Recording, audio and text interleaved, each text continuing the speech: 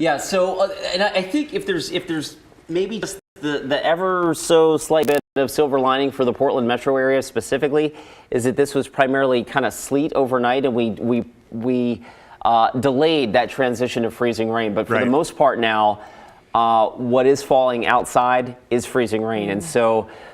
When you look at the roads, they're covered in white. You were asking me, well, what is that? Was that snow? No, that was sleet. Sleet, right. But that compacts and that easily creates a layer of ice. And the other thing is that the temperatures are so cold that what's out there on the roads is not going anywhere anytime soon. And it's going to be a while. So the road condition that we see out there, like you can see here from Drive 8, driving up over the Sylvan Hill here on Highway 26, those roads are not going to improve at all for hours. And so if you're not equipped, like say for like instance with chains or maybe studded snow tires, I don't think you're going to have much luck getting around because it's just going to be super, super slick. Let's get another perspective.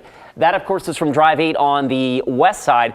Let's give you a quick look at Interstate 84 on the east side. This is over near Providence Medical Center. You can see that on the left side of your screen. So traffic and the headlights coming towards you here. That's the eastbound commute, westbound commute over there. And you can see traffic, is moving. And there are some areas where we're down to bare pavement, but where it's not, that's just a squished layer of ice on the roads out there with temperatures in the teens.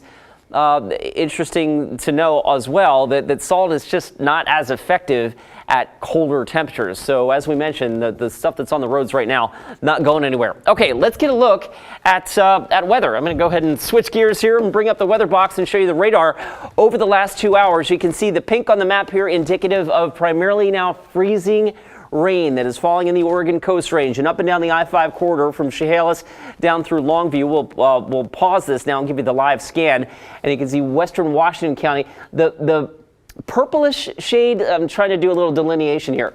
Purple, it probably has a little bit of sleet mixed in, but the pink is primarily freezing rain. That means the radar is seeing liquid, and that liquid is falling through an atmosphere that is just above freezing and that is landing on surfaces that are anywhere from maybe 15 to 22 degrees. So you can see that is basically instant ice as soon as this stuff hits the ground.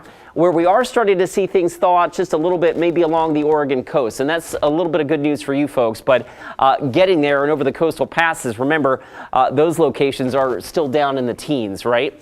And at last check, we're 21 degrees in Hillsborough, it's 17 in King City, and 21 in Sherwood. So we have hours and hours to go before the Portland metro area, and really the I-5 corridor falls out and gets anywhere near the freezing mark. You get down towards Salem, it's 24, and of course you hop over the Cascades, and it's just all kinds of cold out through the Columbia Basin and through the Columbia River Gorge. As Don Hamilton mentioned, Interstate 84 closed right now and probably will be for quite a while between Troutdale and Hood River because that snow and ice is certainly not going anywhere. All right, let's get a look at Futurecast. I want to pick up our computer model here and let it roll. As we go towards 6 a.m., you can see that pink on the map indicating primarily freezing rain. It's something that I don't think we saw a lot of in the immediate Portland metro area overnight. It was primarily sleet, those ice pellets, but now as that warm layer aloft gets just a little thicker, we're melting more of those ice pellets, and it's liquid, and then it falls and it hits the ground and freezes, and that's what we're going to be dealing with throughout the day today. I'll roll the clock towards 10 a.m.